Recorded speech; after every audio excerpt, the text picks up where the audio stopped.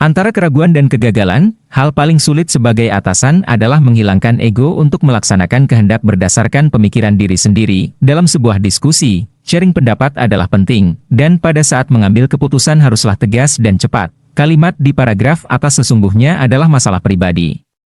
Demikian ego saya dalam banyak keputusan manajemen, sering saya ambil tanpa mendengarkan satu dua pendapat dari mereka yang berpengalaman, hanya karena saya menganggap peristiwanya berbeda atau zamannya sudah berbeda, seperti halnya yang terjadi pada saat kunjungan kerja ke daerah Cepu di Sumur Semanggi. Di sana kami memiliki pabrik kecil yang memproduksi CNG, compressed natural gas, yaitu gas alam dikompres atau ditekan sampai masuk ke tiub atau botol, lalu dimasukkan ke dalam truk GTM, gas transportation module. Sederhana mengoperasikan, kecil secara sumber daya dan kecil pula skala pabrik tersebut. Lokasi yang jauh dari keramaian, tepatnya 30 km dari kota, di tengah hutan jati dan lahan sabana ilalang berbukit. Kalau berada di lokasi tersebut, pemandangan indah didapatkan, namun sepinya kehidupan manusia membuat jarang orang bisa tahan bekerja di daerah remote seperti ini. 5 orang staf setiap shift yang bergantian bekerja 24 jam tak menambah ramainya keadaan. Pekerjaannya pun sederhana, hanya buka tutup valve dan memonitor presure tekanan gas. Sisi kehati-hatian sangat tinggi karena flammable alias gas ini sangat mudah terbakar, jadi caution merupakan hal yang sangat perlu diutamakan. Selagi saya mengunjungi site Semanggi ini, saya perhatikan selama 5 tahun operasi pimpinan plant masih dia juga, seorang pemuda yang santun dan pintar memimpin. Saya sudah melihat potensinya sejak lama.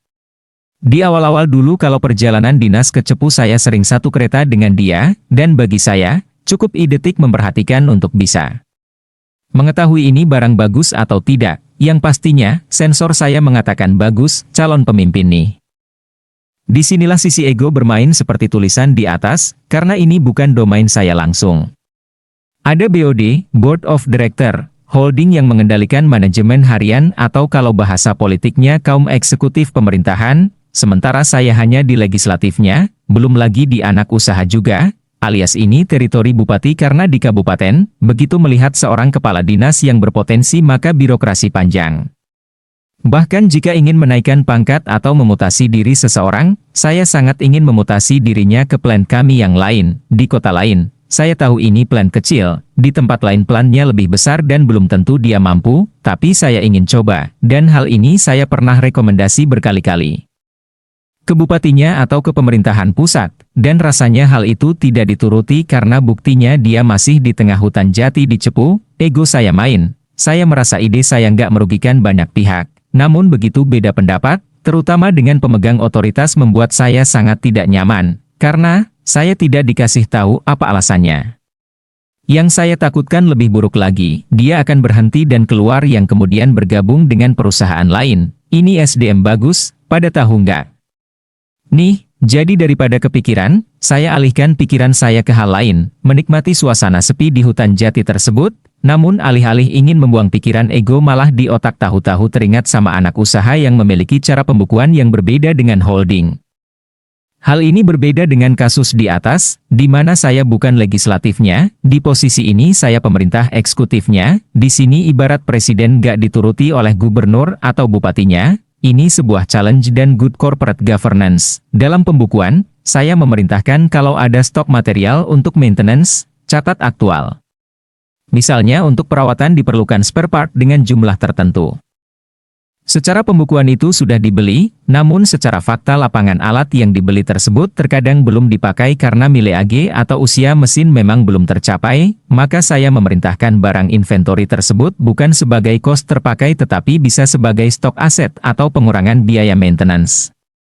Dia tidak mau mengubah karena akan membuat laporan fix audit tahun kebelakang jadi berubah. Lalu saya terangkan, tidak perlu diubah pembukuan tahun kebelakangnya tapi diakui di buku tahun ini, tahun berjalan, sebagai temuan sisa aset yang belum dipakai sehingga mengurangi biaya tahun ini alias bisa membuat profit naik di pembukuannya, dia tidak mau lakukan, karena sudah tercatat. Alasannya, saya mangkel banget dengan keras kepalanya orang ini, di sini saya sebagai pimpinan harus menjaga ego, sampai ngos-ngosan terkadang menjaga mood, namun saya harus tetap rasional, saya harus melihat sisi keuntungan atau secondary gains manfaat lain pembukuan versi dirinya tersebut, bukan ala saya. Terkadang saya pengennya mecat orang kayak begini, namun perbedaan seperti ini bukan kesalahan, tidak fatal, dia hanya buruk di argumen saja, jangan-jangan malah dia yang benar. Di pembukuan versi saya, keuangan terlihat bagus karena profit jadi naik dan ini bagus di mata ban, namun di buku versi pajak, cara dia membuat lebih kecil pajaknya karena dijadikan cost, sementara pembukuan ganda saya tidak sarankan. Lalu mana yang saya pilih? Ego saya atau mengikuti pendapatnya? Bayangkan, di tengah hutan jati, pikiran malah diobok-obok sama ego perbedaan, mungkin dasar saya ego, maka saya kebawa mimpi alias lamunan sebelum tidur membuat hal ini terbayang-bayang di kepala saya, hingga waktu keesokan harinya, saya tiba di Ketapang Banyuwangi bertemu dengan mitra saya, Pak Peter. Dia ini seorang Indo, ayahnya Amerika, ibunya Sunda berusia 74 tahun seorang pebisnis properti di Hawaii, di mana 40 tahun lamanya dia membangun bisnis properti di Hawaii bisa menjadi sekondan atau teman diskusi menarik. Dengan Pak Peter ini, saya akan membangun lahan rest area di dekat pelabuhan Ketapang Banyuwangi.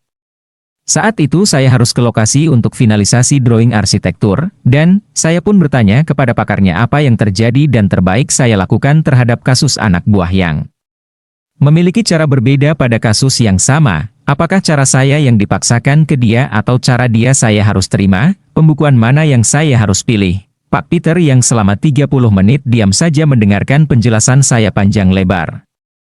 Pastinya ditambah emosi ego saya membuat dia tahu saya ingin pendapat saya yang dibelanya. Kemudian dia jawab singkat, "Don't worry about accounting, Woyek, bookkeeping can be anything you like. You, as a CEO, should care more about cash flow. Cash flow is a king. When you have positive cash flow, you can choose any kind of bookkeeping. But when cash flow turn negative, you can do anything. You are out of business." Kemudian dia kembali menegaskan agar saya membiarkan orang saya mengurus pembukuan, sementara saya fokus ke cash flow. Rupanya ego saya membuat saya salah fokus. Tak disadari, sampai umur segini pun masih banyak yang harus saya pelajari. Keraguan jauh lebih mematikan daripada kegagalan melakukan sesuatu.